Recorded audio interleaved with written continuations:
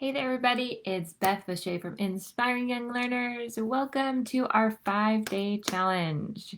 I am super excited to be here. It is 7 o'clock my time. I'm here in Seattle area. And so I'm kind of just waking up, getting some coffee.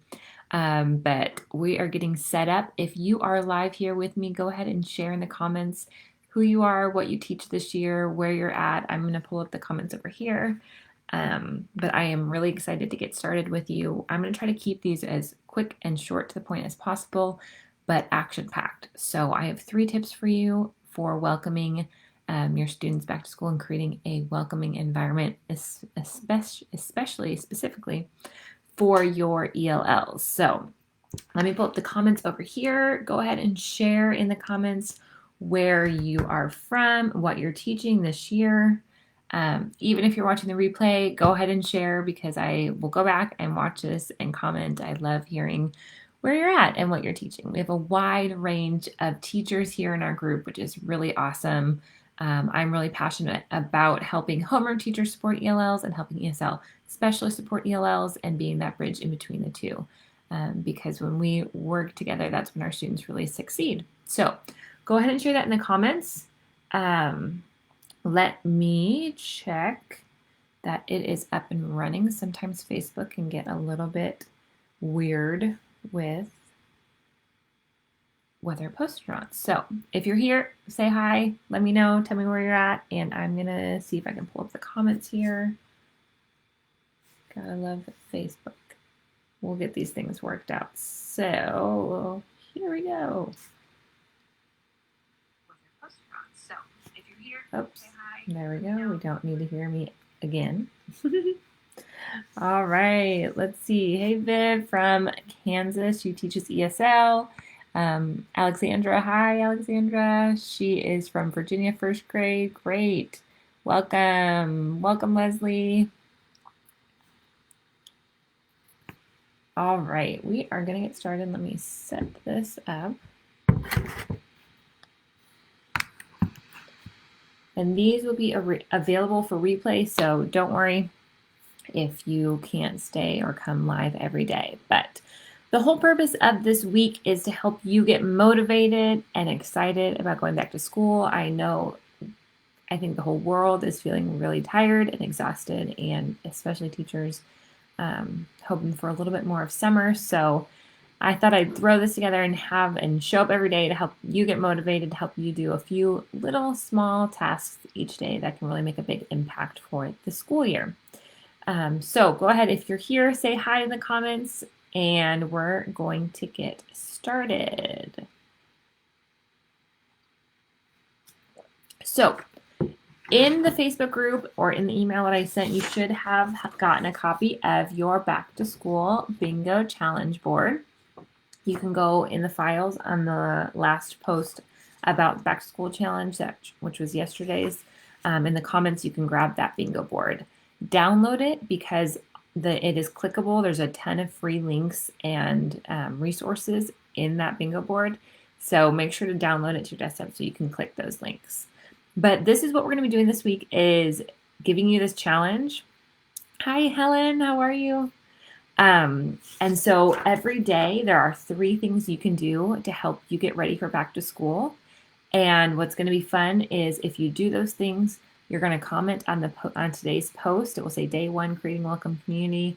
If you do that, you just can snap a picture, upload it, and then you'll be entered to win the grand prize, which is a 1-year membership to Equipping ELLs.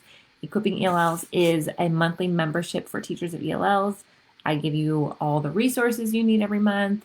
I give you trainings every month, opportunities to meet with other teachers, and we do breakout sessions and just be a part of a community of teachers who are passionate about helping ELLs. So doors open to that in 2 weeks, but I wanted to give a lucky person the opportunity to get a whole year free, which is hundreds of dollars of resources and training and community. So super exciting. We're excited to open those doors soon. So if you're not a part of that, stay tuned. You do not want to miss out. Hi, Kelly. Welcome.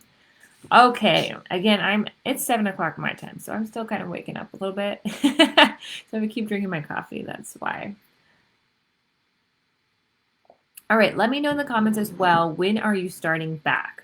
I know a lot of you are getting started this upcoming week and over the next couple weeks, and then some of you don't get started till after Labor Day. So for those people, you're still enjoying a lot of summer. But these small tasks are definitely going to help you. Okay, so today, what I want us to think about when we're thinking about creating a welcoming environment is this. I want you to think about what's more important as we get back into school.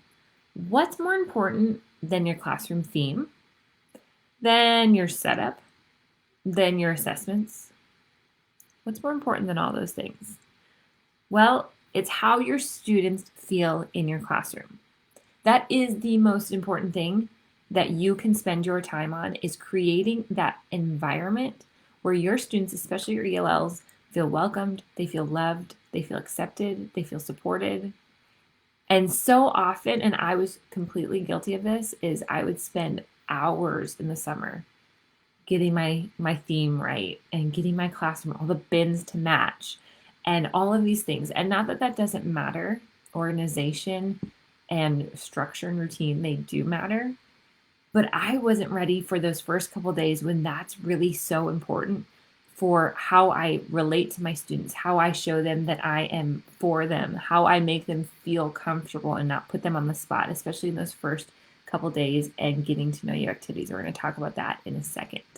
And so I want to challenge you for this back to school year is, how much time are you spending on thinking about those relationships with the students? Thinking about what would happen to our school year if we spent more time getting ready for relationships than ready for our classroom theme. So what are 3 ways that you can do that? Before I get into that, I want to share a quick story because this is why this matters. We have a friend in Panama who was recently telling me his story. He, when he was 15, got drafted to play for the major leagues out of Panama. He lived in a small rural area right in the middle of Panama. He was drafted to go play in the major leagues. So they sent him when he was 15 to the States, and he went to a private school in Florida. And he started the first day. He did not know one word of English. And so hearing his story was so incredible, because he said on that first day, he's the only one in the school that doesn't know English. He didn't know anything. He had no preparation of what was going to happen. And on that first day, I think he was a sophomore, his teacher had everybody stand in a circle and everybody had to say an adjective that went with their name. And so, bubbly Beth or happy Harry, whatever it was. So all these kids are going around and it gets to him and he has no idea what they're doing. His name's Damaso. So he says, baseball Damaso, and all the kids laughed. And so for him, that was pivotal in his educational journey of not trusting what's going on in school, feeling like an idiot because nobody helped him, nobody gave him any, understanding of what was happening. He didn't know where his classes were. He spent the first couple months eating lunch in the bathroom because he didn't know if people were making fun of him or they were trying to help him. It was very overwhelming for him. Thankfully, his story is a success story. He ends up learning English, goes on, plays baseball. But those first couple days are so crucial. And so the first tip is, as you get ready for back to school and you look at those first couple days and those classroom building activities, those getting to know you activities, look at how you might be putting your students on the spot. Because even our native speakers, even those students, just thinking of those students who are more timid and more shy and speaking in front of their whole class on the first day can be very overwhelming. And then when you think of our ELLs, for sure that's overwhelming. And so look at your plans and look at those first day activities, maybe activities you've done for years, but check them out. Are they going to put your students on the spot and make them feel uncomfortable? Because if that's what happens on the first day, you're going to build that road of, be ready. You have to be prepared to speak all the time in the class. And that's really scary. So we want to give them that opportunity to speak with a partner first, or maybe do a drawing activity or do an activity where they, share about themselves and then, put it around the classroom and have the students do a gallery walk to get to know each other. We don't want to put our students on the spot on the first day. So look at those first day activities. There are tons you can do, and in the back to school bingo challenge, I give you some, the first one is prep back to school, getting to know you activities that help your ELLs feel safe and comfortable. So there's some that I give you. There's a digital version, and then I can also share some printable versions. There's some that are available in my TPT store. I'll post those today. But they're just ways that you can get to know your students without them having to talk and respond and be on the spot. So you can have even your newcomers, you can say, hey, let's move to this side of the room if you love to do math. Move to this side of the room if you love reading. You're getting to know your students, but you're not having one student stand in front of the class and say, my name is Beth and I like reading. And that can be really stressful for our students. So we don't want to do that. So tip number 1 is to look over your first day activities, your icebreaker activities, your getting to know your activities, and make sure your students are not being put on the spot to speak. Okay? Tip number 2 is to learn their name correctly. And this, I know, seems like, well, duh, we should learn our students' names correctly, but this is something we need to really make a point of. Because even if we think we're saying it correctly, we might not be saying correctly. We want to make sure we ask the students how to say it. We want to make sure that they feel that they are welcome to say it or correct us if we're not saying it the right way. So names matter, especially thinking of those newcomers. If all day they really don't understand anything in English, the one thing they will understand is their name. And they're going to understand if you're saying it correctly or you're not.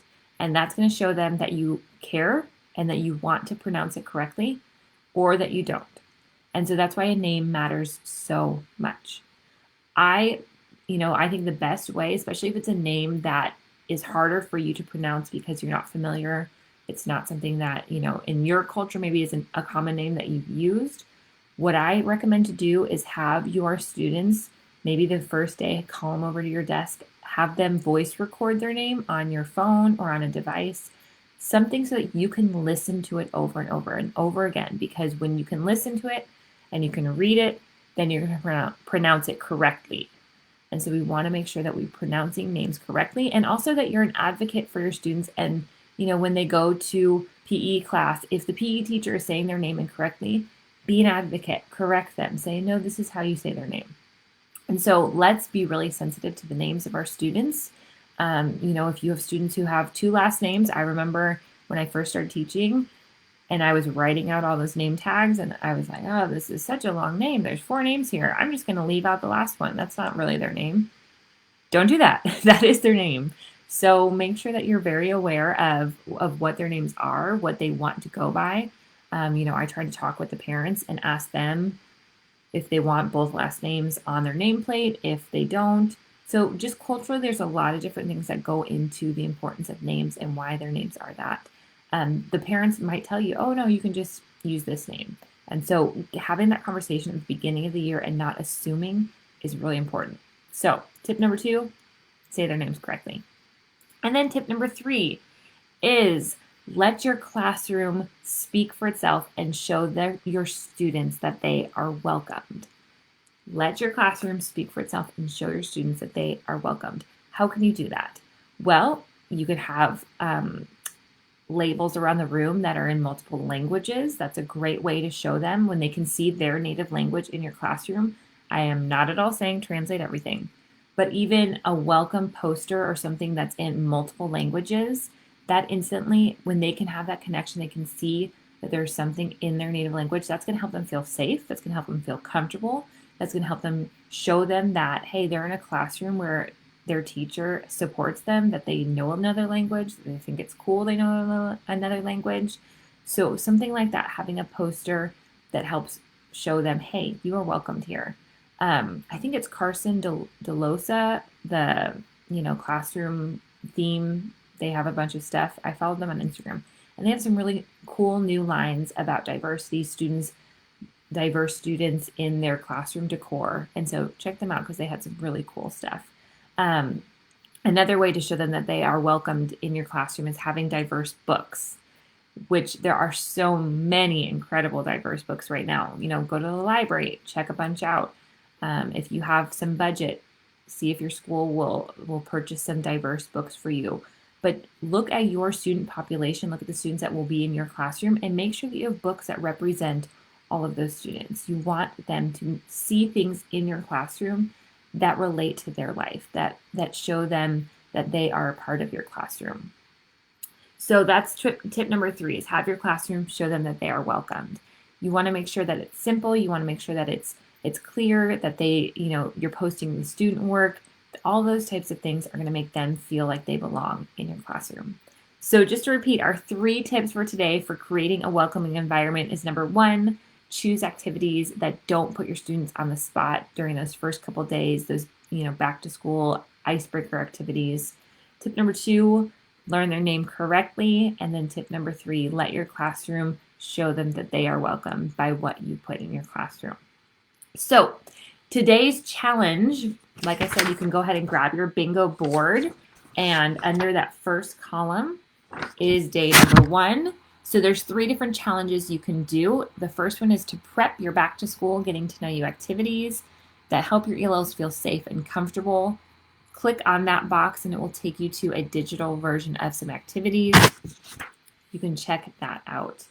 Number 2 is to look around your classroom and get some bilingual labels. If you have students that speak, Spanish, and maybe you have students that speak Russian, maybe create a few different labels that you can put around your classroom.